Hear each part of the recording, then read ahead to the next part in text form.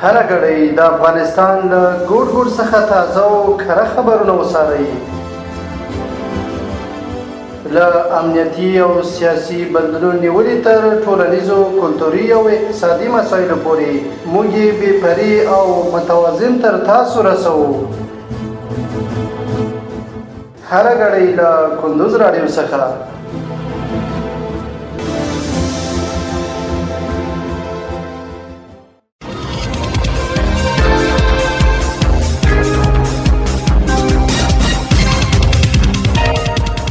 سلامونه او وخت مو په خیر. پام راوړم د کندوز رادیو د دې ساعت مهمو وروستۍ خبرونو ته.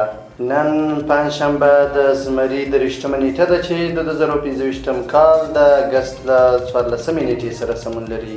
روانه خبري ګړۍ درته زه عبدالجلیل احساس وړاندې کوم، خو په پیل کې هم د څو مهمو خبرونو سرټکي.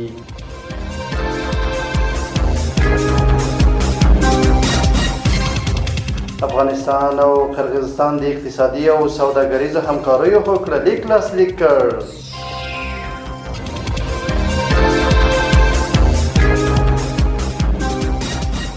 د امارتي شرکتونو کلني عواید 8.5 میلیارده افغانۍ ته رسېږي.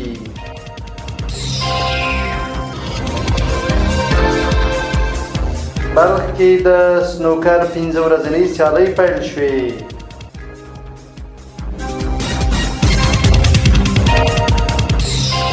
او ګڼ شمیر هیوادونو په غزه کې د دلوږې له منځه وړلو د دبیړني اقدام غوښتنه کړې.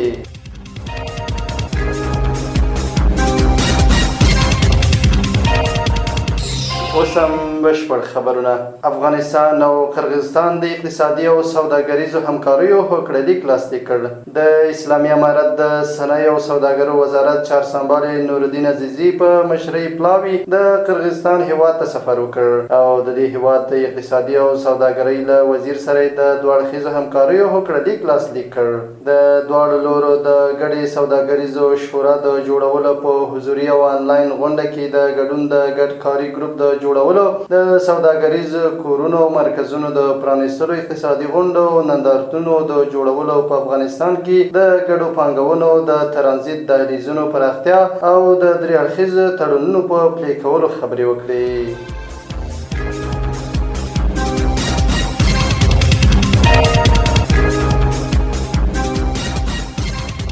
د امارتي شرکتونو کلني عواید 8.5 میلیارده افغانۍ ته رسېږي. د اسلامي امارت حکومت اقتصادي معاونیت ویلي چې اوس مهال په هیواد کې 40 فعال و نیمه فعال او 3 غیر فعال امارتي شرکتونه شتون لري. اقتصادي معاونیت ویلي یادو شرکتونو تیر کال 8.5 میلیارده افغانۍ عواید راټول کړي او دا مهال 40,000 هیوادوال پکې په کار بوخت دي.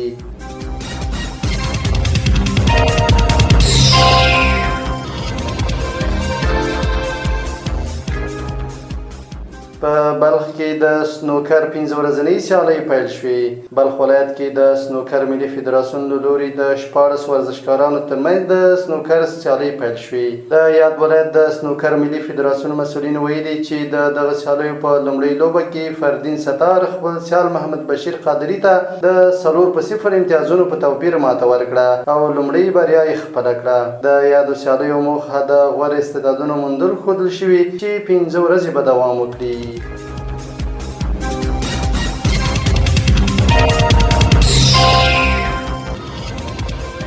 او وروستۍ خبر ده چې ګڼ شمېر هیوادونو په غزه کې د دلوږې له منځه وړلو د دبیړني اقدام غوښتنه کړې. د برېټانیا او فرانسې په شمول د څه باندې 20 هیوادونو د بهرنیو چارو وزیرانو او د اروپایي ټولنې چارواکو د اګست په یوه ګډه اعلامیه کې پر نړیوالې ټولنې غږ کړی چې غزه کې د دلوږې د له منځه وړلو لپاره دبیړني اقدام وکړي. دغه هیوادونو له اسرائیل څخه هم غوښتنه کړې چې پر بشري ارګانونو وضع شوي محدودیتونه لرې کړي ترڅو مرستندویه توکي له خنډونو پرته غزې ته ولېږول شي. اعلامیه وایي چې په غزه کې بشري ناورین بې ساري کچې ته رسېدلی، نو نړیواله ټولنه دې د دې حالت د ختمېدو لپاره بیړني تدبیرونه ونیسي.